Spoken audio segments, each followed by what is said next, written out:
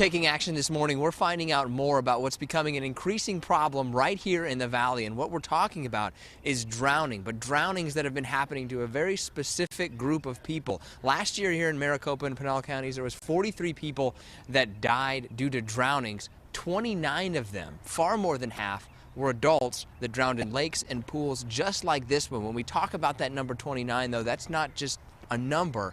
That's 29 real stories. One of those stories is that of this man, Frank Castillo. He's a professional baseball player that ended up drowning in a lake this summer. And what happened is that he could not swim, but for some reason went out on a lake and then went into the water.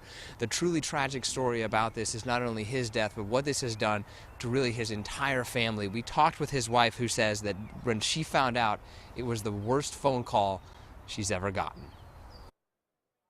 What's going on? And they said, you have to pull over, and so finally when I pulled over, the sheriff told me, your husband went under the water, divers are looking for him now. And I just knew right then that he had passed. Very difficult about that also was that his two children were with him at the time. And one of the things that we talk with experts, they say, is that people don't necessarily recognize the signs of drowning. A lot of those drownings happens in pools just like this one. And according to some statistics, you take a look at this pool. This isn't really very long.